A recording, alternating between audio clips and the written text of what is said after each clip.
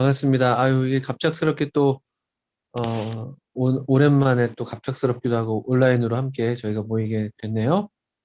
네, 다들 좀 소식을 전해 들으셨겠지만, 좀, 그, 예기치 않게 이 코로나 확진 판정을 받는 청년들이 좀 덜어 있고, 또 건너 이렇게 저렇게 좀 접촉들이 있어서, 어떤 상황인지 잘 알지도 못해서 일단은 온라인으로 오늘은 모이게 됐습니다.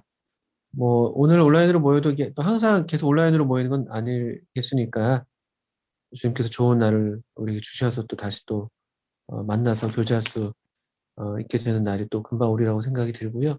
오랜만에 또 온라인 또 이렇게 하니까 또 반갑기도 하고 색다르기도 하고 저 이렇게 핸드폰으로 지금 이렇게 하고 있습니다. 또 화면 넘겨보니까 이렇게 다들 반가운 얼굴들. 민지 회장님이 뭘 입에서 자꾸 우저우저 씹고 계시네요. 예, 거의 뭐 라디오 방송 같은 지원 형제는 거의 그 진짜 무슨 BJ라고 그러나요? DJ라고 그러나요? 그런 보이는 라디오처럼 아주 곡 선곡도 너무 참 좋고 잘 들었습니다. 영훈 형제님 굉장히 마네킹 아니죠? 마네킹 저기 사진인가요? 그냥 최영훈 형제님 고정된 움직이네요. 예, 움직이네요. 아니, 너무 가만히 계시길래 무슨 이렇게 뭐라 오셔도 너무 화면으로 이렇게 해놓으셨나 싶었습니다. 저 그냥 화면 넘기면서 지금 잠깐 얼굴들 뵙고 있습니다. 이지은 자매님 얼굴 내리셨고 갑자기 예, 또 뒤쪽으로는 거의 이제 얼굴 없이 다 똑같이 눈사람처럼 이렇게 많은 분들이 눈사람으로 계시네요. 예, 갑자기 이게, 예, 음소거가 됐네. 됐나요? 예, 제가 뭘 잘못 눌렀나 봅니다. 무슨 얘기, 어쨌든 저희가 이제 공과, 우리 2학기 공과를 오늘은 2022년 2월, 오늘이 5일이죠? 2월 5일이고요. 공과를 이제 마무리하는 그런 날인데, 우리 2학기 때 배우고 있었던 주제를 기억하시는지 모르겠습니다. 우리가 이제 아름다운 사명, 1학기 때 복스러운 소망, 그래서 우리가 아마 데살로니가 전후서를 배웠던 것으로 기억을 하고요. 2학기는 아름다운 사명이라는 주제로 다니엘서에 나오는 몇몇 모든 장들을 다 커버하진 않았고 어, 그 몇몇 장들을 같이 통해서 또 배워왔습니다. 그리고 그 어간에 저희가 그 2학기 MT 오랜만에 하는 오프라인 MT를 가지면서 그 MT의 어떤 그 좋은 기운이라고 말해도 되나요? 좋은 기운을 담아서 또 그 은사에 대한 공부들도 함께 해오면서 내 자리 찾기 프로젝트도 진행을 하고 있는 그런 중이었죠. 어떻든 오늘 이제 우리 함께 다니엘서를 통해서 이 다니엘서를 좀 정리를 하면서 이 다니엘서를 통해서 오늘날 그 우리에게 주시는 메시지를 좀 함께 받기를 바라는 마음이 있습니다. 우리 한번 다니엘서 1장을 먼저 한번 펴주시죠. 다니엘서 1장. 네, 다니엘서 1장. 1장 1절, 2절 한번 읽겠습니다. 다니엘서 1장 1절, 2절. 유다 왕 여호야김이 다스린 지 3년이 되는 해에 바벨론 왕 느부갓네살이 예루살렘에 이르러 성을 에워쌌더니 주께서 유다 왕 여호야김과 하나님의 전 그릇 얼마를 그의 손에 넘기심에 그가 그것을 가지고 신할 땅 자기 신들의 신전에 가져다가 그 신들의 보물 창고에 두었더라. 3절도 좀 읽어볼까요? 왕이 환관장 아스브나스에게 말하여 이스라엘 자손 중에서 왕족과 귀족 몇 사람 곧 흠이 없고 용모가 아름다우며 모든 지혜를 통찰하며 지식에 통달하며 학문에 익숙하여 왕국에 설 만한 소년을 데려오게 하였고, 이게 이제 다니엘서의 뭐 시작이 되는 배경입니다. 우리 형제 자매님들이 성경을 이제 읽고 또 공부하실 때 그 배경을 조금 항상 이렇게 주목해 보시면 좋습니다. 보통 우리가 그냥 어떤 그 사건들이나 이야기들을 바로 이렇게 몰입하는 경우가 있는데, 그 전에 앞서서 이 이야기가 이렇게 뭐랄까요? 증거되고 있는 또 이야기의 배경이 되는 시대나 공간이 어디인가 이런 것도 좀 보시면 좋은데, 1장 1절을 보시면 유다와 여호야김이 다스린 지 3년이 되는 해입니다. 이게 보통 우리 BC 605년을 얘기해요. 바벨론이 1차 침입을 해왔을 때죠. 아직 그 예루살렘이 완전히 몰락한 건 아니에요. 1차 침공이고, 이제 3차 침공할 때, 바벨론이 3차 침공할 때, BC 586년이죠. 그때 이제 예루살렘이 완전히 이제 함락이 되는 그런 사건이 있었고, 이 시기는 BC 605년을 보통 얘기해요. 우리 여호야김 3년이니까요. BC 605년입니다. 어쨌든 이 이스라엘이 바벨론의 1차 침공을 받았고, 그때 다니엘을 비롯한 몇몇 청년들이 포로로 끌려가는 그런 사건이 여기 지금 기록이 되어 있죠. 이런 시대가 이제 중요하다고 저는 생각하는 이유가, 또 이런 시대, 이 배경과 또 여기 등장하는 인물들이 상당히 중요한데, 왜냐하면 성경을, 하나님께서 성경을 우리에게 주실 때 이게 분명한 목적이 있지 않습니까? 이 성경을 왜 이 66권, 이 성경 안에 66권의 책이 있고, 66권 안에 또 여러 이야기들이 이제 있는데, 왜 이 성경을 우리에게, 이 다니엘서라는 성경을 왜 우리에게 주시는가? 라고 할 때, 우리가 이제 고린도전서 10장 같은 말씀을 보게 되면은, 다 우리를 위해서, 우리에게 교훈을 주시기 위해서, 이 구약 성경에 옛날의 이야기들을 주셨다고 이제 얘기를 하고 있죠. 그렇습니다. 이게, 그러니까 오늘날 우리한테 이게 유효한 무언가가 있기 때문에 이제 그런 것이에요. 생각해 봅니다. 이 다니엘서가 오늘날 우리한테 어떤 의미가 있는가? 왜 우리가 이게 BC 605년의 이야기고, 그리고 이제 고레스왕 때까지 있었으니까 BC 한 536년 때까지 한 70년간의 이야기를 담아내고 있는 그런 이야기인데, 지금으로부터 따지면 벌써 한 2,500~600년 전의 이야기잖아요. 이스라엘의 한 청년의 이야기이고, 이게 왜 우리한테 주어져 있는가라는 것이죠. 그리고 왜 이것이 또 중요한 책이 되는가, 여러 의미가 있을 수 있겠지만, 저는 일단은 이 시대와 또 이 등장인물, 이 다니엘, 그리고 이 이스라엘이 함락되는, 이 침공을 받아서 끌려가는 이와 같은 모습이, 또 그래서 그 당시에 어떤 이 이스라엘을 침략했던 바벨론 제국, 또 바벨론을 비롯한 이어지는 여러 제국들의 이야기가, 이런 이야기들은 오늘날 우리 모든 성도들에게 다 적용될 수 있겠지만, 특별히 우리 청년들에게는 아주 유의미한 그런 이야기입니다. 왜냐하면 그 유사성이 아주 두드러지기 때문에 그렇죠. 왜냐하면 다니엘 역시 청년입니다. 청년. 소년이라고 표현되어 있죠. 소년, 10대, 이 당시 한 10대 중후반으로 보통 얘기를 하는데요. 어쨌든 젊은 나이에 이 바벨론으로 끌려가는, 또 그래서 거기서 3년의 시간을 수련, 학습 기간을 거쳐서 한 20대 후반이나 20대 초반에, 오늘날로 치면 말하자면 학생부 논술 면접, 구술 면접 해가지고 지금 왕 앞에 서가지고 인정받는 그런 어떤 과정을 거치는 그런 청년의 모습이 그려져 있죠. 또 하나는 이 다니엘이 바벨론 청년이 아니라 유다 청년이라는 것이죠. 유대인이라는 것이죠. 그러니까 유대인이라는 이유로 그가 이제 끌려가는, 불이익을 당하는 이제 그런 상황이라는 것이죠.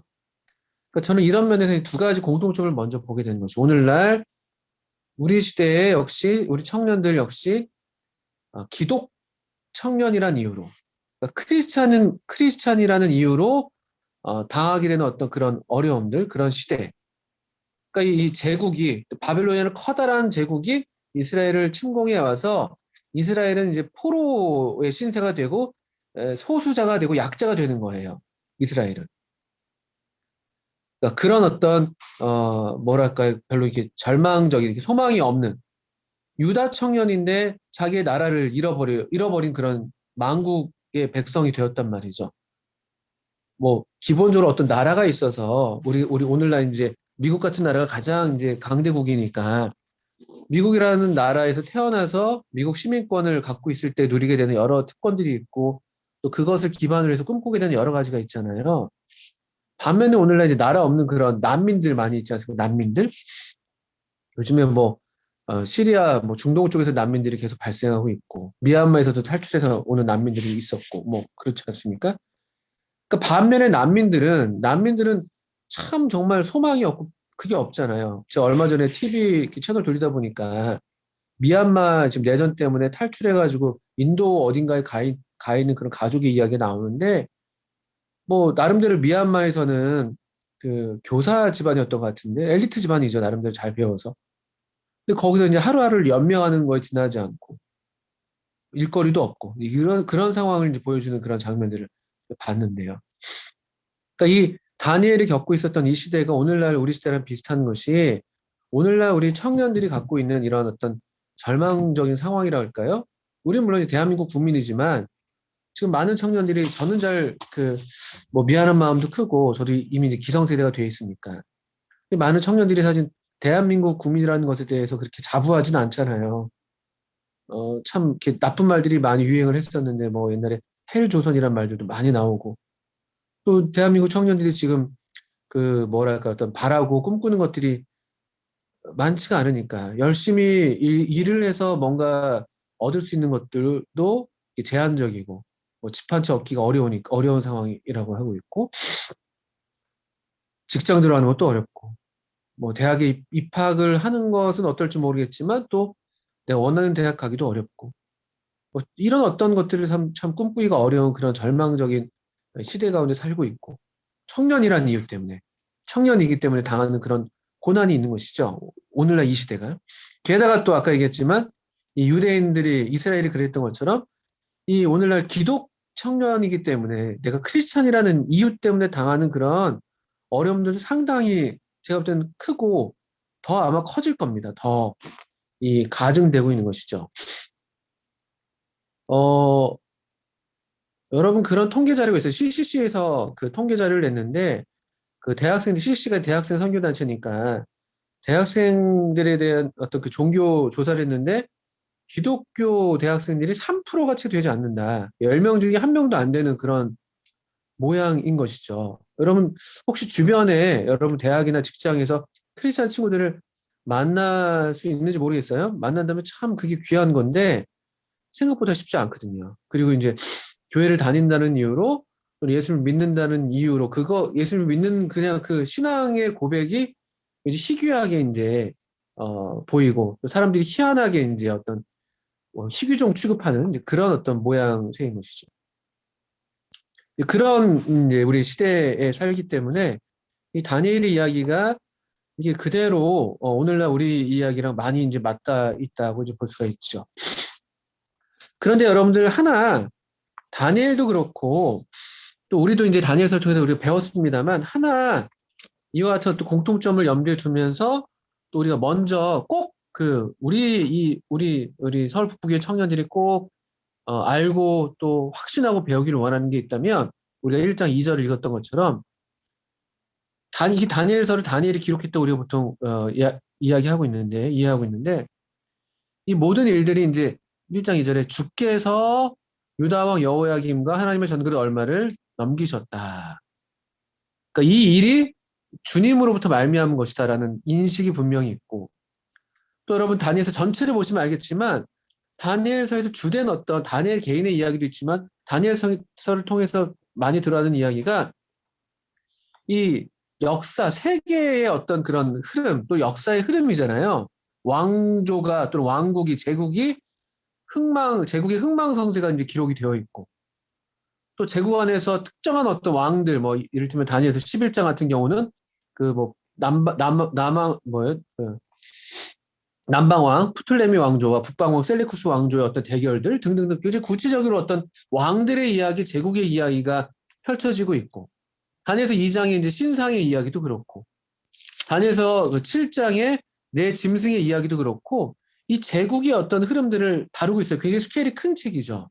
그러니까 대선지서라고 불리는 책인데 이 다니엘서도요. 그런 면에서 그런데 놀라운 거는 이 제국의 이야기를 얘기하면서 이 제국을 주관하는 또 이 제국의 이 왕들 뭐 느부갓네살 왕도 그랬죠. 벨사살도 그랬죠. 다리오도 그랬죠. 이 제국을 통치하는 왕들을 통해서 계속해서 그 고백되는 이야기가 뭐냐면은 내가 제국의 왕이지만 그러나 이 하나님이 계시지. 하나님이 왕을 세우기도 하고 패하기도 하시고 또 그의 나라는 망하지 않는 나라. 뭐 여러 나라들이 뭐 금신사 뭐 머리가 금이고 가슴이 은이고 이런 어떤 제국들이 다 일어섰다 망하고 하고 있지만 이 사람의 손으로 만들지 않는 그런 작은 돌이 하나 와가지고 이 금신상에 발을 쳐가지고 금신 그 신상을 다 무너뜨린 다음에는 그 작은 돌이 손대지 아니한 돌이 막 커져가지고 온 세계를 가득 채우는 뭐 그런 이제 환상들 이런 이야기들은 뭐냐면은 이제 이 다니엘서에서 나타나는 주된 어떤 가장 중요한 어떤 그 신학적인 사상이 있다면 주제가 있다면요 하나님의 주권이에요 주권. 이스라엘에게 일어난 이런 그 민족적인 어떤 불행이죠 사실은요 나라가 망하는 거니까 포로를 끌려가는 거니까 그것도 하나님의 주권에 속해 있는 것이고 이 제국의 흥망성쇠가 하나님의 주권에 속해 있다는 것이죠. 이걸 우리 청년들이 꼭 아셔야 되는 것이고 그것과 더불어서 또 같이 알아야 될 게 뭐냐면요. 그럼 이것이죠. 오늘날 그러니까 우리의 삶에 대해서도 굉장히 좀 뭐랄까요 그 획기적인 시각이 필요한데 우리 이제 가끔 이런 생각을 하는 거죠. 저도 그렇고 여러분들도 그렇고 우리가 여기 지금 2022년을 살도록 여기 지금 살아 계시단 말이에요. 여기 이때 나게 하셨단 말이에요. 한 1990년대 이후로 또는 1980년대 이후로 여기 지금 주로 청년들이 쭉 있지 않습니까? 왜 우리가 조선시대에 태어나지 않았습니까? 왜 우리가 일제강점기 때 태어나지 않고 왜 오늘날 이 시대를 살게 했는가?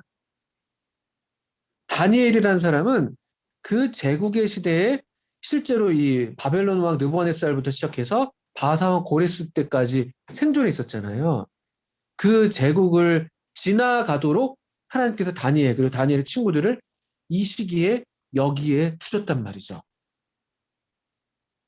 물론 이게 다니엘서는 워낙에 거대한 이야기니까 어떤 사람들은 저도 그렇고 좀 그런 약간의 거부감은 있어요. 우리 모두가 다 다니엘은 아니지 않습니까? 우리 모두가 다 이렇게 뭐 총리가 되고 막 이렇게 막 지혜와 총명이 뭐 10배 이상 되고 이렇게 우리가 다 모든 사람이 그런 사람들이 되는 건 아니지 않습니까? 이런 얘기 하죠. 그건 물론 맞습니다. 그런 건 맞지만 그렇지만 크든 작든 간에 하나님의 절대적인 주권의 어떤 섭리 아래에 우리 각자의 인생들이 여기 있다는 것이죠. 우린 그걸 가리켜서 그래서 사명이라고 하는 거예요, 사명. 그 시대에 우리 삶을 통해서 우리 삶이 짊어지고 있는 어떤 하나님께서 우리에게 주신 미션이 있는 것이에요, 미션. 수행해야 될 의무가 있는 것이죠. 이게 대단히 중요합니다. 이런 인식을 갖는 것이 이 다니엘서에서 우리가 보게 되는 어떤 중요한 주제가 되는 것이고 오늘날 우리에게 필요한 정말 그리스도인으로서 기독 청년이기 때문에 이런 고난을 당하고 있지만 또 그래서 기독 청년이라서 우리가 짊어지고 있는 어떤 사명이 있다는 것이죠. 그걸 이제 성경에서 이 다니엘서에서는 한마디로 제가 언젠가 글에서도 썼고 또 여러분 말씀 시간에도 말씀드렸을 텐데 1장 8절에 여러분 보신 것처럼요. 한번 다니엘서 1장 8절을 보시겠어요? 이런 건 되게 놀라운 그런 표현이라고 저는 이제 여겨지는데 우리가 잘 아는 말씀이죠. 다니엘은 뜻을 정하여 왕의 음식과 그가 마시는 포도주로 자기를 더럽히지 아니하리라 하고 여기 그때도 강조했습니다만 다니엘은 자기라고 말할 수 있는 무언가가 있었던 거예요. 자기라고 말할 수 있는 내가 누구인가. 이게 없었다면 그냥 바벨론 제국에 와서 아유 이거 흥청망청 얼마나 좋아요? 왕이 막 먹을 걸 냅다 막 내려주고 있죠. 좋은 걸 주고 있죠. 좋은 걸 배우게 하고 있죠. 사실 피할 이유가 아무것도 없어요. 이 왕의 진미를 이 왕의 음식과 그의 포도주를 거절할 이유가 없잖아요. 얼마나 좋은 것들이에요. 거절할 이유가 없는데 그런데 그것을 거절하는 이유는 그가 무언가 이 바벨론 사람들이 이해할 수 없는 또는 다른 사실 이 다니엘과 세 친구들만 있었겠어요. 얼마나 많은 유대인들이 끌려왔겠어요. 그 중에 물론 다니엘 같은 그런 또 이야기들이 있을 수 있겠습니다만 여기 다니엘 그리고 이 세 친구들은 희한하게도 자기라고 부를 수 있는 무언가가 있는 거예요. 그 말인즉슨 이스라엘의 이 유대인들에게 자기는 뭐예요? 이 유대인들의 자기 인식은 나는 히브리 민족이다. 나는 여호와 하나님을 섬긴다 이거거든요. 우리 요나서에서도 물어보잖아요. 그 요나서에서 선원들이 너 누구냐? 너는 누구냐? 너 민족이 어디냐? 어디서 왔냐? 이런 거 물어본단 말이에요. 요나의 대답이 그렇게 얘기해요. 나는 히브리 사람이요. 바다와 육지를 지으신 하늘의 하나님 여호와를 경외하는 자로다. 이게 이제 요나서 1장 8절 9절의 이야기인데요. 사람들이 너 생업이 뭐야? 너 어디서 왔어? 네 나라가 어디고 너 어느 민족이야라고 물었을 때 그 요나가 대답했던 게 이런 내용이었거든요. 그러니까 이 누구예요? 이 다니엘의 인식은 나는 비록 내가 이스라엘 이 나라를 잃어버리고 지금 타국에 와 있지만 내 나라는 이스라엘이고 내가 섬기는 분은 여호와 하나님이고 나는 하나님께 속한 하나님의 백성이고 이 인식을 잃어버리지 않고 있다는 것이죠. 이게 다니엘이 갖고 있었던 자기 정체성이죠. 아까 우리 그 지원 형님이 그 고르셨던 마지막 찬송 주제가 아주 좋았습니다. 주제가 가사에서 이렇게 돼 있더라고요. 제가 적었는데 뭐 후렴구에서 후렴구였나? 하여튼 주님이 우리 아버지, 뭐 우리는 그분의 자녀, 주여 곧 오소서, 주가 다스리는 뭐 그 나라, 뭐 이런 등등의 가사들을 이렇게 아주 그 극적으로 노래를 하는 걸 제가 감동적으로 들었는데요. 이게 이제 우리의 정체라는 것이죠. 그래서 다니엘서에서 자기라는 말을 여러분 좀 몇 군데 나오잖아요. 다니엘서 어디 써 있습니까? 6장인가요? 그럼 6장도 펴보시면 6장 23절 보시면 이 다리오 왕이 이 사자굴에 갇혀 있었던 다니엘이 살아난 걸 보면서 얼마나 기뻐하는지 몰라요? 6장 23절에 왕이 심히 기뻐서 명하여 다니엘을 굴에서 올리라 하매 그들이 다니엘을 굴에서 올린즉 그의 몸이 조금도 상하지 아니하였으니 이는 그가 일단 보십시오. 뭐라고 되어 있습니까? 자기의 하나님을 믿음이었더라. 자기의 하나님을 믿었다. 자기의 하나님. 또 다니엘서 어디입니까? 11장이죠. 11장 32절에도요. 그 북방왕 셀레쿠스 왕조의 이야기를 하면서 11장 32절 아주 그때도 이제 더 다니엘 시대보다 더 미래 이야기이지만 다니엘 시대보다 더 어려운 그런 시대를 예언하면서 그런 어려운 시대에도 11장 32절에 그가 또 언약을 배반하고 악행하는 자를 속임수로 타락시킬 것이나 오직 자기 하나님을 아는 백성은 강하여 용맹을 떨치리라.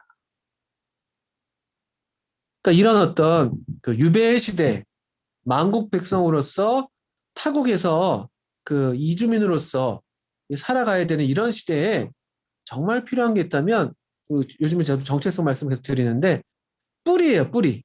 내가 누구인가? 정체성. 내가 누구인가? 여러분을 누구라고 말할 수 있으신가? 누가 여러분에게 당신 누구라고 당신 누구입니까? 당신 자신에 대해서 뭐라고 말할 수 있습니까? 라고 물어볼 때 대답할 수 있어야 되는 거예요. 내가 누구인지. 나는 하나님의 자녀입니다. 저는 하나님을 믿는 크리스찬입니다. 저는 이 제국에 느부갓네살도 있고 벨사살도 있고 다리오 왕도 있고 뭐 누굽니까 고레스도 있고 또 프톨레미 왕조도 있고 뭐 여기 셀레쿠스 왕조도 있고 또 나중에 안티오코스 에피파네스도 나올 것이고 이런 여러 무수한 왕들이 이 세계를 다스린다고 할 텐데 근데 저는 하나님을 섬깁니다. 제가 따를 유일한 왕은 하나님이십니다. 저는 그분의 백성입니다라고 대답할 수 있어야 되는 것이죠. 다니엘은 그런 삶을 산 사람으로서 지금 다니엘서에서 나타나고 있는 것이고 이게 우리한테 커다란 메시지라고 생각해요. 그렇지 않으면 우리도 이 세계, 이 제국의 무게에 그냥 눌리는 거예요. 이 무게가 만만치 않은 거예요. 얼마나 유혹. 1장에서는 좀 작죠, 그래도 1장은요. 1장은 유혹이에요. 좋은 걸로 그냥. 왕의 진미, 왕이 먹는 음식과 그가 마시는 포도주. 작은 걸로 시작해요. 작은 걸로. 근데 이게 점점 커지는 거 여러분 보실 수 있습니까? 3장을 가서 보니까 금신상을 세워놓고 느부갓네살 왕이 그리고 거기에 절하라고 그러잖아요. 이런 압박이 있어요. 1장에서는 이것에 대한 불이익은 별로 없잖아요. 아직은. 3장은 근데 그 금신상에 절하라는 거 이거 굉장한 정말 무릎을 꿇라는 거니까 이건 그야말로 뭐랄까 절대적인 어떤 압박이잖아요. 여러분들 뭐죠? 우리나라 역사에 치욕이 있잖아요. 아, 갑자기 청나라가 쳐들어왔던 거 뭐죠, 그거 우리? 병자호란. 병자호란 때 여러분들, 우리나라 그때 왕이 인조였죠, 인조. 인조 맞죠? 인조였는데, 남한산성에서 결국 며칠 좀 버티다가 결국 항복하잖아요. 그때 우리 남한산성의 이야기에서 약간의 이제 과정이 섞여 있긴 하지만 인조가 그 청나라 사신 용골대잖아요. 용골대 앞에서 어떻게 합니까? 삼교회 또는 삼배 구고두례라는 전문 용어 쓰는 거예요. 지금요. 세 번 무릎을 꿇고 삼교회 또는 삼배 세 번 엎드려 절하고 그다음에 9번 이마를 땅에다 댔다. 뭐 좀 과장을 한 어떤 그런 역사들에서는 이제 이마를 땅에다 찧어가지고 뭐 피투성이가 된 걸로 묘사하는데 아주 그런 것 같지는 않습니다만 어쨌든 간에 이 절대적인 어떤 그 왕 앞에서 굴복을 뜻하는 행위거든요. 이 다니엘 3장은 그런 거예요. 신상이라는 거대한 신상을 세워놓고 모든 공권력이 투입돼 있죠. 모든 문화가 동원돼 있어요. 한번 3장 보시겠어요? 한번 이거 직접 보시죠. 한번 3장. 금으로 신상을 만들었는데 3장 3절 보십시오. 2절 3절. 느부갓네살 왕이 사람을 보내어 총독과 수령과 행정관과 모사와 재무관과 재판관과 법률사와 각 지방 모든 관원을 느부갓네살 왕이 세운 신상의 낙성식에 참석하게 합니다. 이거 보면 이제 정치, 경제, 사회, 뭐 법 이런 쪽에 총망라된 그런 얘기들이에요. 총독, 수령, 행정관, 모사, 재무관, 재판관, 법률사, 각 지방 모든 관원 등등등. 오늘날 치면 뭐 행정, 입법기관들 되겠죠. 또는 뭐 사법기관들 되겠고요. 그렇지 않습니까? 다 참석했어요. 그리고 5절 보니까 너희는 4절 5절 선포하는 자가 크게 외쳐 이르되 백성들과 나라들과 각 언어로 말하는 자들아 왕이 너희 무리에게 명하시나니 너희는 나팔과 피리와 수금과 사면금과 양금과 생황과 및 모든 악기 소리를 들을 때에 엎드려 느부갓네살 왕이 세운 금신상에게 절하라. 이 뭐예요? 선포하는 자가 크게 외쳤다고요. 언론들, 언론, 뭐 문화, 여기 그다음에 음악들이잖아요. 우리 문화계, 언론 문화, 정치, 경제, 사회, 문화, 뭐 법, 뭐 등등이 총망라된 그런 금신상 숭배를 이 강요하는 그런 시대란 말이에요. 그리고 거기에 절하지 않으면 풀무불에 던져지는. 여러분 이런 시대가 오늘날 시대랑 크게 전 다르지 않다고 생각해요. 아직 우리한테 풀무불이 오지 않았을 뿐이죠. 아직 우리한테는 지금 왕의 진미와 포도주가 좀 더 있는 것 같아서 아직은 좀 그냥 그런 것 같을지 몰라도 여기 지금 1장과 3장 어간에 우리가 저는 있다고 생각이 들어요. 이런 시대를 어떻게 우리가 이겨내냐는 것이죠. 이때 자기 하나님, 자기가 없으면 내가 누구인가, 내가 하나님의 자녀로서의 어떤 그런 확신과 정체성이 없으면요, 우리 살아갈 수가 없어요. 뭐 살아도 사는 게 아니죠. 살기 위해서 무릎 꿇겠죠. 근데 이제 더 이상 그것은 이제 사실은 이 유대인으로서의 삶이 아니죠. 그 바벨론에서 이름 붙여진 벨드사살의 삶이 되겠죠. 다니엘의 삶이 아니라 벨드사살의 삶을 사는 거예요. 그냥. 남들이 부르는 대로 남들이 똑같이 사는 것이죠. 거기에서는 이제 우리의 소명도 없고 사명도 없는 거예요. 우리를 부르신 분을 우리가 거역했기 때문에 소명이잖아요. 우리를 부르신 여호와 하나님, 이스라엘 백성과 특별한 언약을 맺으셨던 그 여호와 하나님을 그 부르심을 거절하기 때문에 우리는 더 이상 그 부르심, 그 소명의 백성이 아닌 것이고 부르신 분을 떠났기 때문에 그 부르신 분이 맡긴 사명도 우리의 것이 될 수가 없는 거예요. 그게 그냥 뭐 사는 것처럼 보일지 몰라도 이게 힘들죠. 이렇게 사는 게 힘들죠. 이 다니엘과 새치구처럼 사는 게 힘들죠. 이 기독 청년으로 사는 게 오늘은 힘들대도요. 남들처럼 살면 그냥 편하죠, 사실은. 그것도 힘든 거지만 사실은. 그것도 힘든데 또 게다가 우리가 크리스천으로 산다는 건 더 힘든 거잖아요. 그렇지만 이렇게 얘기할 수밖에 없어요. 왜냐하면 우리가 그 이하의 이렇게 우리로서의 사는 삶이 있기 때문에 이걸 알기 때문에 이걸 얘기할 수밖에 없고 또 이렇게 살아낸 다니엘과 그의 친구들이 우리 앞에 있기 때문에 그렇죠. 처음부터 이런 풀무불 사자굴로 나오는 게 아니에요. 처음에는 왕의 진미, 그의 포도주를 거절하는 거. 그렇게 좀 우리가 할 수 있는 데서 시작하는 거예요. 그러면서 그래서 우리가 우리의 삶의 어떤 작은 영역들, 아까 우리 또 뭐죠? 그 마커스 노래 중에 내 앞에 주어진 그 찬송 불렀잖아요. 그 뭐죠? 그거. 우리의 삶의 작은 영역, 우리가 뭐 다니엘처럼 무슨 왕 앞에 서는 건 아니잖아요. 근데 우리의 작은 어떤 삶의 영역에서 우리 앞에 주어진 삶 가운데에서 이 작은 것에서 우리 자기로서 하나님의 자녀로서의 삶을 살아가는 훈련이 필요한 거예요. 그게 우리 삶에서 왕의 진미라고 부를 수 있을 만한 것들, 좋은 것들. 전 쉬운 예를 사실은 이 핸드폰도 생각할 수 있습니다.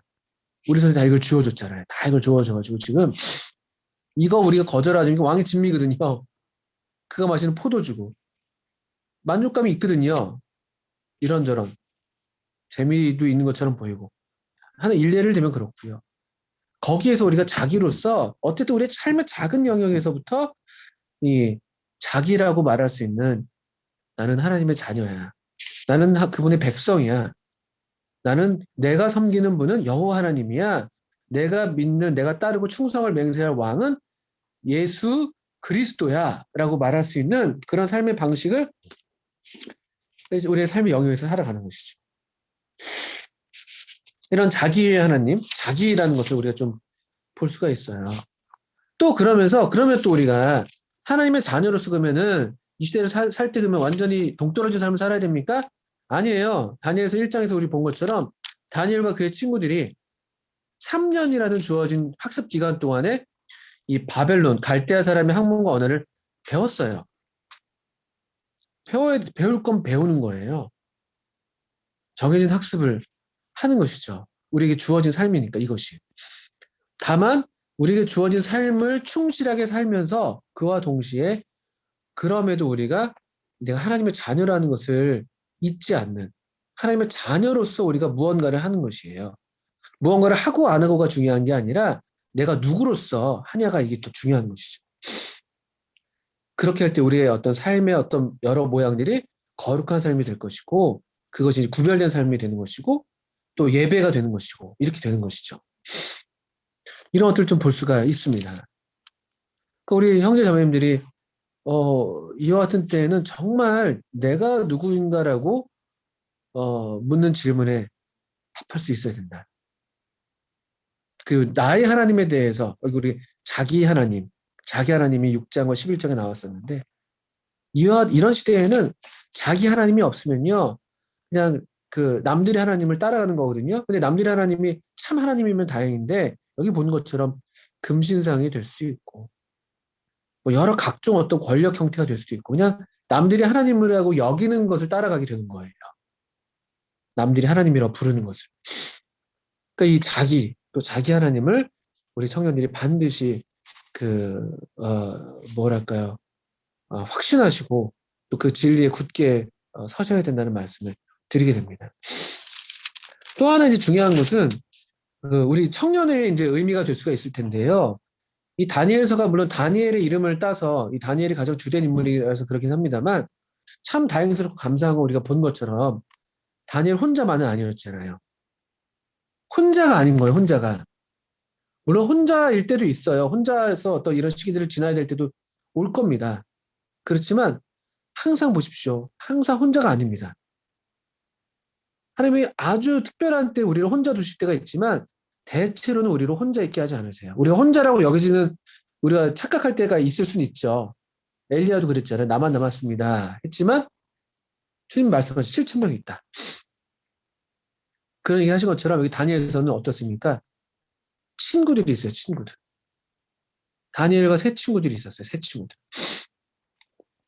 하나냐와 미사엘과 아사랴. 이 세 친구가 얼마나 눈에 띕니까? 우리 지난 언제였죠? 우리 설날 때였나요? 우리 이때 허성원 선생님 통해서 아름다운 사람 얘기했었죠. 아름다운 사람 말씀 들었지 않습니까? 그때 다윗과 요나단 이야기 해주셨어요. 다윗과 요나단. 그런 친구. 이 믿음 안에서의 이 같은 믿음을 갖고 같은 어떤 정체성을 갖고 있는 이런 친구가 얼마나 중요한가 볼 수가 있습니다.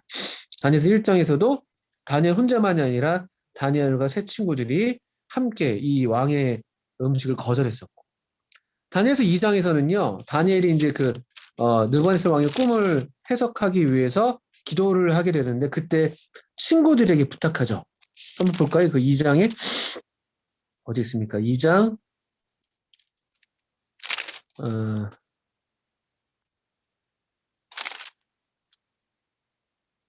예, 2장 17절이군요. 이에 다니엘이 자기 집으로 돌아가서 그 친구 하나냐와 미사엘과 아사랴에게 그 일을 알리고 하늘에 계신 하나님이 이 은밀한 일에 대하여 불쌍히 여기사 다니엘과 친구들이 바벨론의 다른 지혜자들과 함께 죽임을 당하지 않게 하시기를 그들로 하여금 구하게 하니라. 여러분, 이 나의 어떤 간절한 기도 제목을 부탁할 수 있는 영적인 친구, 이건 오늘날 같은 시대에 이제 이 다니엘 같은 시대에 우리가 살고 있잖아요. 제국의 시대거든요. 우리는 다니엘서에 특별히 예언된 대로 열 왕의 시대를 살고 있는 건데요. 이런 때에 이 제국의 시대에 이런 친구는 정말 소중합니다. 그걸 절대로 과소평가하지 마십시오. 그래서 저는 아주나무가 중요하다고 생각해요. 아주나무. 아주나무를 계속 뭐 폐간을 하냐 마냐 이런 얘기 중에도 계속해서 내는 이유가 1월 때는 아직 안 나왔고 2월 달도 아직 안 나왔지만 적어도 우리가 이런 기도 제목을 나눌 수 있는 친구여야 된다. 근데 안타깝게도 기도 제목이 변하지 않아요. 뭘 의미하는지 모르겠습니다만. 여러분 기도 제목을 나눌 수 있는 친구 있습니까? 내 어떤 사정을 이렇게 알리고 기도를 부탁할 수 있는 그런 성도. 이런 성도가 있어야지 이런 시대를 살아갈 수가 있어요. 그리고 사실은 그게 바로 교회여야 돼요, 교회. 주님께서 성전을 가리켜서 내 집은 만민의 기도하는 집이다 이렇게 말씀하셨잖아요. 만민의 기도하는 집, 누구나 와서 기도할 수 있고 누구를 위해서도 기도해야 되는 곳이고 기도 부탁하는 걸 어려워하지 마십시오. 그것만큼 그분을 신뢰하는 어떤 신뢰 표시도 없고 또 우리가 누군가를 위해서 기도하는 것만큼 정말 그 누군가를 사랑하는 것도 없어요. 저는 이런 시대에 이 다니엘과 새 친구들은 얼마나 참 소중한 이런 믿음의 공동체가 작게라도 있었기 때문에 이 시대를 견뎌낸 거예요. 다니엘 혼자서 저는 그러기 쉽지 않았을 거라고 생각해요. 다니엘 혼자서. 여러분 시너지라고 하죠, 시너지. 말이 우리 보통 한 마리가 끄는 게 이제 1마력이잖아요, 1마력. 그럼 두 마리가 끌면 보통 1 더하기 니까 2마력이 돼야 된다고 생각하는데 어떻다고 그럽니까? 두 마리가 적어도 4마력이고 많게는 10마력이라고 하더라고요. 두 마리가 끌면요. 그 시너지예요, 시너지. 제가 어디 라디오에서 들었는데 불이 엊그저께 라디오 오프닝이었어요. 촛불이 활활 붙어 있어요. 촛불이 활활 타고 있어요. 촛불이요. 바람 한번 후 불면 어떻게 됩니까? 아무리 활활 타고 있어도 꺼져버립니다. 아무리 활활 타는 촛불이어도. 그런데 이 뭡니까? 수채에 불이 잘 붙어 있지 않잖아요. 수채 그냥 불기가 남아 있잖아요. 거기 후 바람 불어보세요. 오히려 수채다 바람 불면요 불을 더 피워요. 아주 제가 그 오프닝 멘트 들으면 되게 참 의미가 있다 싶었거든요. 그래서 불이 자체가 중요한 게 아니에요. 내가 얼마나 빛나냐, 내가 얼마나 화나냐가 중요한 게 아니라 그 불이 어디에 붙어 있냐, 또 그 불이 어떻게 존재하고 있냐가 더 중요할 수 있어요. 이게 지금 오늘날 이 시대가 너무 이 개인주의가 너무 심하고 이게 지금 너무 그런 이제 특징을 우리가 부정할 수는 없죠. 그게 시대의 어떤 흐름이니까. 그렇지만 그렇기 때문에라도 더 그게 또 이 제국의 어떤 풍조라고 할 것 같으면 제국은 그런 것이니까 각자 도생하는 거거든요. 각자 도생하고 좀 약육강식이에요.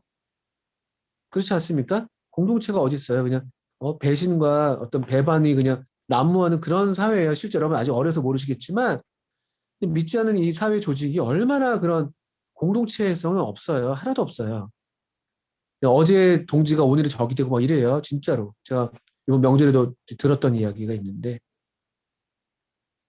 직장 생활 하시는 분들은 저를 덜 아실 수도 있을 겁니다. 좀 이렇게 조직 사회에 있으신 분들은. 이런 때이기 때문에, 이런 때인데, 이게 제국의 어떤 특징인데, 여기 여러분들, 이 청년회, 이 교회, 또 함께 기도하는 이런 어떤 친구들, 소중히 여기셔야 돼요, 소중히. 같이 많이 어울리셔야 돼요. 물론 어울리다가 이렇게 좀 우리가 코로나에 같이 걸리기도 하고 그럴 수 있겠습니다만, 많이 어울리시고, 믿음을 나누시고, 함께 기도하시고, 이렇게 아니고선 살 수 없습니다. 이렇게 아니고서는 그냥 여러분 사자밥 되는 거예요. 사자굴에 사자굴에 들어가지 않아. 다니엘처럼 차라리 그런 믿음 때문에 사자굴에 들어가서 사자밥이 되는 게 아니라 정말 우리는 이 제국의 백성처럼 살려고 노력하지만 이 제국은 우리를 이 백성으로 여기지 않아요. 우리는 그냥 이방인이고 노예고. 여러분 그 뭡니까 로마 제국 때 그 맹수들에게 그냥 맹수밥으로 주어지고 원형 경기장에서 그냥 그냥 싸우게 하고 사자밥 되게 하고 이런 꼴로 우리를 여기는 것뿐이에요. 그런 사자밥이 되는 인생이 그게 인생입니까 사실은요? 이제 그런 것들을 생각할 수가 있습니다. 그래서 여러분들 이 믿음의 친구들과 함께하는 어, 그런 삶을 소중하게 여기시고 여기 지금 들어와 계신 청년들을 유심히 보십시오. 여러분 또 분반에 속해 있는 청년들 생각하시고 아주 높여서 다시 보세요. 어떤 기도 제목들이 있는지. 또 이번에 코로나 사태 때문에 지금 우리가 기도할 일이 많이 생겼어요.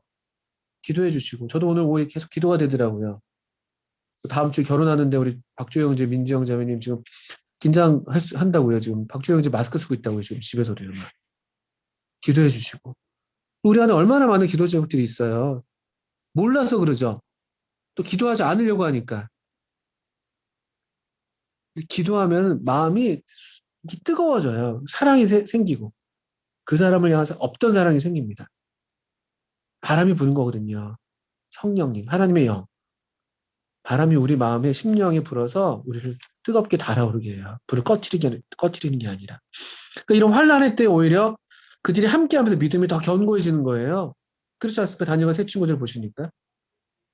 환란의 때가 됐는데 풀무불에 일곱 배나 평소보다 뜨거운 풀무불에 던져진 이야기가 3장에 나오잖아요. 거기서 하나도 상하지 않아요. 오히려 더 하나님의 사람처럼 보이고 매이지 않고 더 자유로운 그런 모습으로 보이고 있는 걸 볼 수 있죠. 3장 20절 보시겠어요? 3장 20절. 느부갓네살이 이 풀무불에 던져진 친구들을 지켜보면서 이렇게 얘기해요. 3장 20절 먼저. 군대 중 용사 몇 사람에게 명령하여 시드락과 메삭과 아베느고를 결박하여 극렬히 타는 풀무불 가운데 던지라 하니라. 이게 이제 제국이 우리한테 하는 일이래요. 이 세상이 우리한테 하는 일이에요. 결박합니다. 우리를 올가매는 거. 그리고 극렬히 타는 풀무불 가운데 던져요. 우리가 그 금신상에게 절하지 않았다는 이유로 하나님을 섬기겠다는 이유로 우리가 이런 어떤 환난을 당하는 건데요. 그런데 이제 이렇게 던져졌는데 보세요. 25절에 왕이 이제 지켜봤는데 깜짝 놀라면서 이렇게 이야기합니다. 왕이 또 말하 이르되 25절에 내가 보니 결박되지 아니한 네 사람이 불 가운데를 다니는데 상하지도 아니하였고 그대째 모양은 신들의 아들과 같도다 하고 결박되지 아니한 네 사람 분명히 결박해서 집어넣는데 풀무불에 근데 결박되지 아니한 네 사람 그 세 사람이었는데 한 사람은 신들의 아들 얼마나 아름다운 장면이에요. 고난 중에 함께 하시는 우리 하나님 고난 중에 고난 가운데 함께 하신 하나님 이 세 친구가 이와 같은 믿음의 우정 가운데 있지 않았더라면 이 하나님을 경험하지도 못하는 거예요. 이거 얼마나 놀라운 경험입니까? 이런 친구들, 이런 결박되지 않는 서로가 묶여 있음에도 불구하고 오히려 묶이지 않는 어디에도 매이지 않고 오직 주님의 사랑에만 매이는 성령에만 매이는 사도 바울은 성령에 매여서 예루살렘에 간다고 얘기했는데 이게 그리스도인이에요. 이게 하나님의 자녀들이죠. 그러니까 세상이 우리를 감당할 수가 없어요. 또 세상이 우리도 세상한테 합당하지 않고 세상도 우리한테 합당하지 않은 거예요. 히브리서 말씀처럼요. 이게 참 그리스도인이에요. 이게 참 그리스도인. 이 그리스도인들이 어떤 일들을 합니까? 이 그리스도인들이 이 다니엘서 쭉 보니까 공동의 위기들을 해결하는 거예요. 2장에서 여러분 보세요. 또 아까 우리가 처음 주제로 제가 하나님의 주권을 얘기했는데 제국의 왕이라고 해도 사실은 그 한계가 너무나 분명하잖아요. 아까 우리 2장 보니까 느부갓네살 왕이 꿈을 꿨는데 한계가 있는 거예요. 일단은 번민하잖아요. 이 사람이 잠도 제대로 못 자요. 다니엘서 2장을 보니까 2장 1절에 보니까 꿈을 꾸고 그로 말미암아 마음이 번민하여 잠을 이루지 못했다. 잠도 자기 마음대로 못 자요. 왕이라고 하는 사람인데도. 이게 얼마나 우리의 참 한계예요, 한계. 이 사람이 왜 이런 꿈을 꿨냐면요. 2장 29절을 보니까 느부갓네살 왕이 이제 바벨론 제국을 세웠잖아요. 여러분 제국을 세우면 편할 것 같아요? 물론 제가 안 세워봐서 모르겠습니다만 2장 29절에 왕이여 왕이 침상에서 장래 일을 생각하실 때 저는 이거 생각해요. 이 왕이 느부갓네살 왕이 이제 천하를 통일했는데 누워가지고 장래를 생각하는 거예요. 그 장래를 낙관하고 있었을까요? 그도 아수르 제국을 물리치고 바벨론 제국을 세운 거잖아요. 이게 그런 거예요. 우리 진시황 같은 경우도 항상 암살의 위협을 당했잖아요. 항상 암살의 위협을 당하고 어떻게 하면 나라를 멸망하지 않을까 해서 그 뭐 망진자는 호야다 해가지고 그 뭐예요 만리장성 짓고 막 그랬잖아요. 장래를 생각한다는 건 제가 볼 때는 이 낙관적인 전망을 한다기보다는 이 불안과 염려와 이런 어떤 두려움과 근심. 왕이라고 해도 별거 없어요. 왕이라도 할 수 없어요.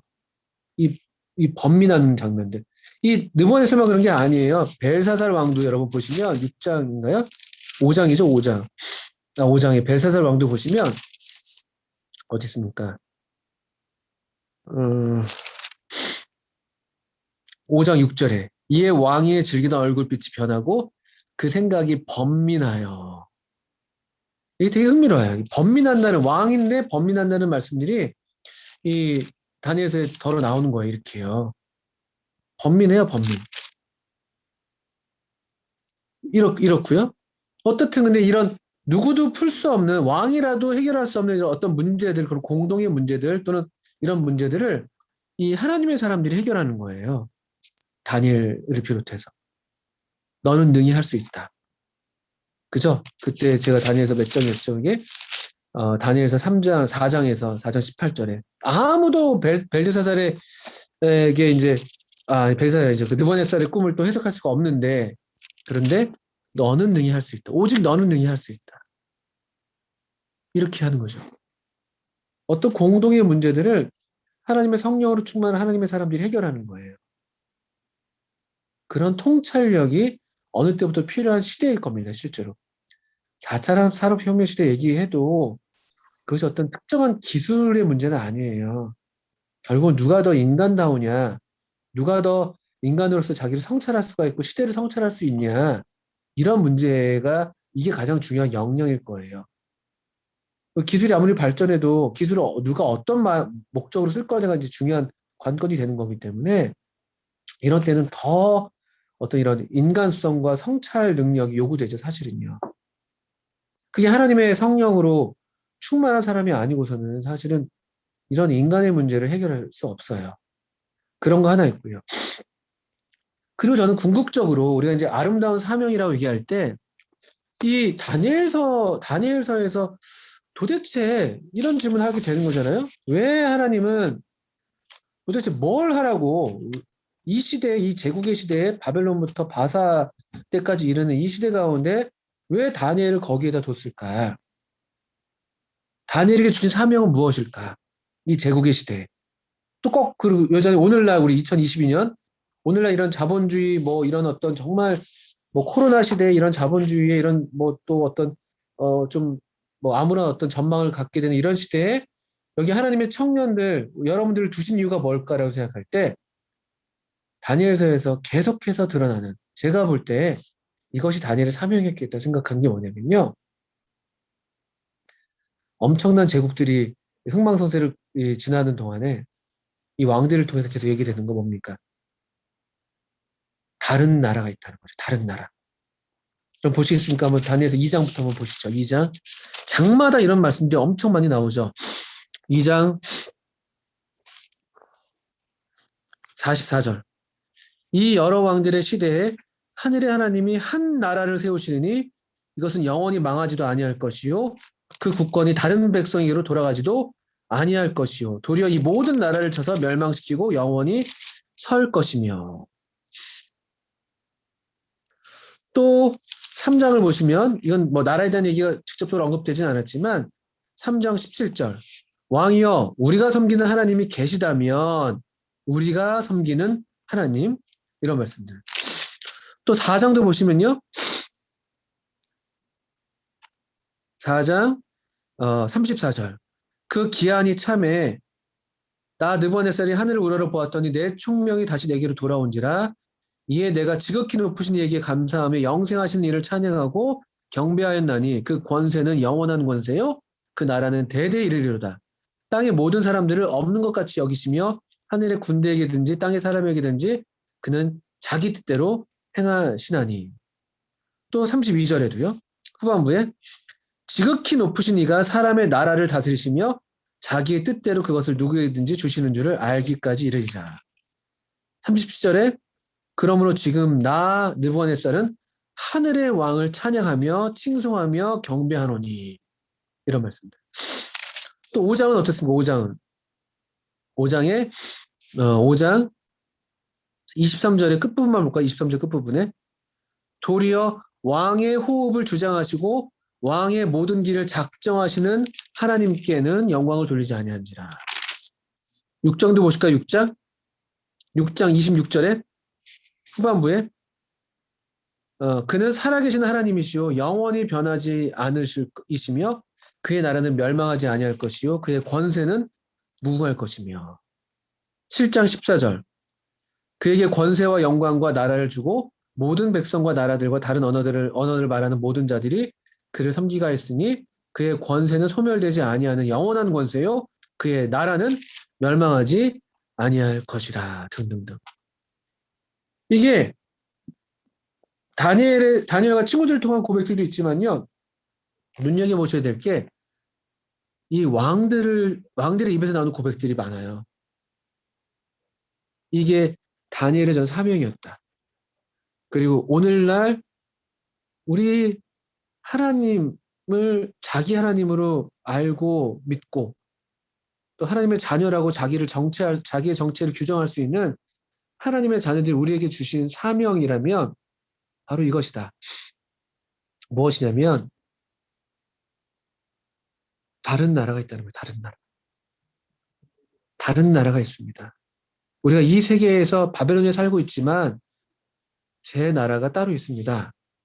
그리고 다른 왕이 있습니다. 다른 임금 예수가 있습니다. 예수를 그리스도라고 전했다는 게 사도들의 메시지였어요. 다른 임금 예수를 전한다는 이유로 사도들이 고난을 당했죠.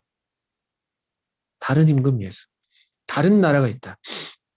우리가 그래서 우리는 나그네예요. 우리는 거류자고 외국인이고 나그네입니다. 다른 나라가 있다는 것을 보이는 거예요. 우리의 삶을 통해서. 다른 왕의 통치를 받는. 그래서 여기 제국에 굴복하지 않는, 제국에 절하지 않는 여기 새로운 백성들의 삶을 통해서 또 우리를 자기를 더럽히지 않는 거룩한 삶을 통해서 하나님만 예배하는 삶을 통해서 왕의 조서의 왕의 어인이 찍힌 걸 알면서도 이스라엘 예루살렘 향해서 기도하며 감사하며 간구하는 삶을 보였던 다니엘처럼 그런 기도하는 삶을 통해서 우리가 다른 나라가 있다는 것을, 다른 임금이 있다는 것을 우리가 나타내 보이는 게 우리의 사명이에요. 이게 우리의 소망에 딸려있는 사명이에요. 우리의 소망이 우리 주님께서 다스리시는 나라가 우리의 소망이니까.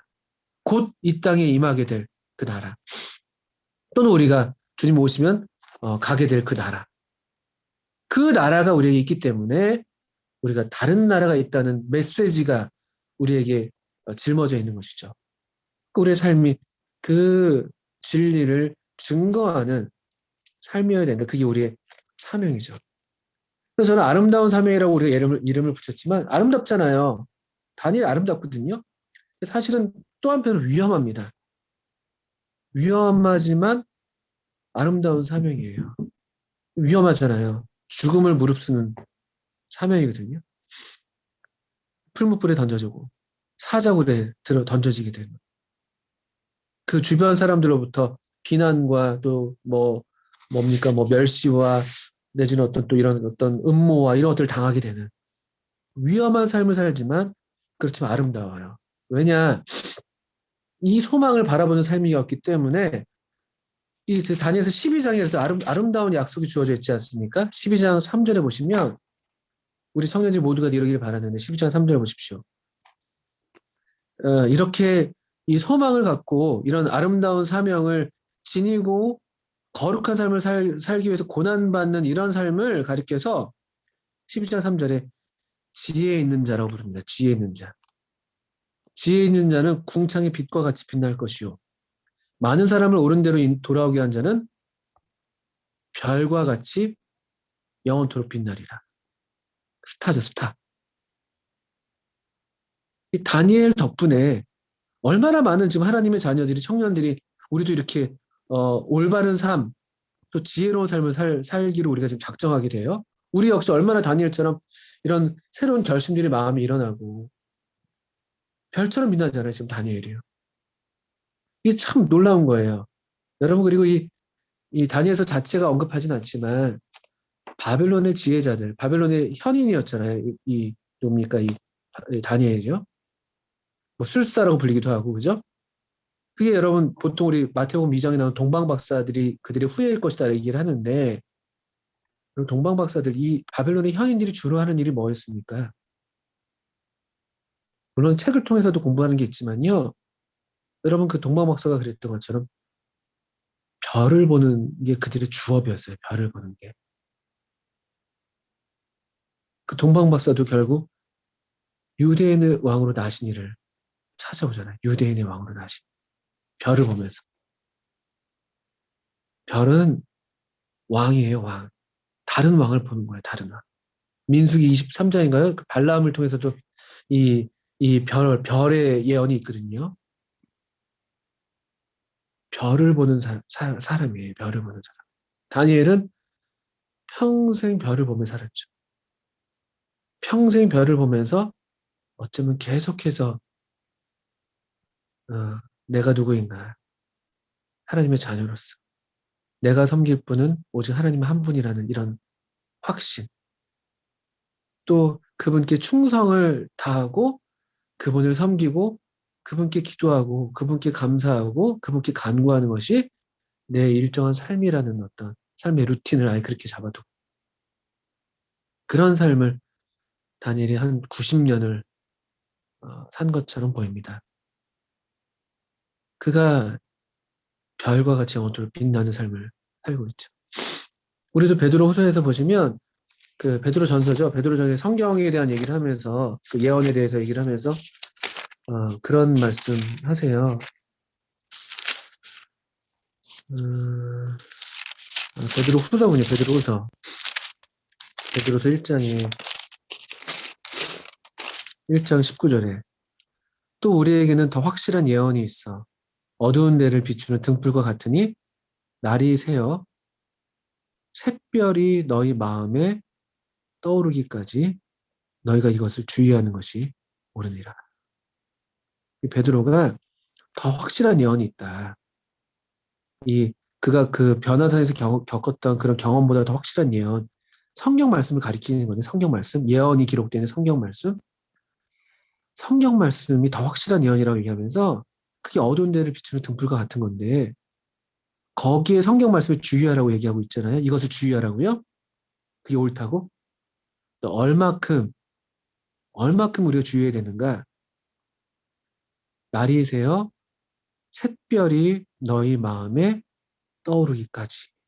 여러 의미가 뭐 될 수 있겠습니다만 우리는 성경을 읽을 때 이 어두운 데를 비추는 등불이니까 성경이 우리의 마음의 어둠이 몰아져 가기까지 또 정말 이 샛별이신 우리 주님 그 예언되어 있는 그 왕, 그 별이 우리 마음에 떠오르기까지 주님이 우리 마음에 다시 주님으로 자리하실 때까지 이 왕 되신 우리 주님이 우리 마음에 가장 귀한 자리를 차지하실 때까지 그렇게 우리가 하나님 말씀을 창념하고 주의하는 것이에요. 그게 사도 베드로의 마지막 유언의 말씀이었죠. 사도 바울도 에베소서에서 이렇게 기도했잖아요. 믿음으로 말미암아 그리스도께서 너희 마음에 계시게 하옵시고 그리스도께서 너희 마음에 계시게. 이게 사도 바울의 기도였어요. 이렇게 우리 주님을 왕으로 모시는 그런 정말 참 왕국의 백성으로 우리가 여기 지금 있는 것입니다. 그게 우리 사명이에요. 여러분들을 볼 때 여러분 주변의 친구들이나 직장 동료들이 우리가 늘 하는 얘기지만 얘는 뭐냐. 때때로 이게 비웃음이나 조롱의 형태로 올 때가 있을 수 있겠지만 뭐지? 좀 다르다는 얘기를 들으셔야 되는 거예요. 일부러 다를 필요는 없지만 뭐 일부러 이상한 짓을 다루는 건 아니지만 이런 삶을 통해서 예배하는 삶, 거룩한 삶, 기도하는 삶, 또 어떤 이런 지혜, 어떤 이 삶에 대한 통찰을 지니는 삶, 이런 삶을 통해서 별처럼 빛나는 우리 모든 청년들이 되시기를 바랍니다. 우리의 사명입니다. 위험하지만 오늘 같을 때 더욱더 위험할 수 있겠지만 그러나 여전히 아름다운 여러분들이 정말 지금도 그렇지만 별처럼 빛나는 그런 아름다운 그런 복된 삶이 되시길 바랍니다. 오늘 주제가 가사 주여 곧 오소서 주가 다스리는 나라 주님의 나라가 오는 것 주님의 뜻이 이루어지길 거기서도 그런 가사 있었네요. 뭐 사명을 주셨네. 그런 가사가 있었던 것 같네요. 네, 또 이따 한번 집에 가면서 또 한번 들어보겠습니다. 그럼 기도하고 마치겠습니다.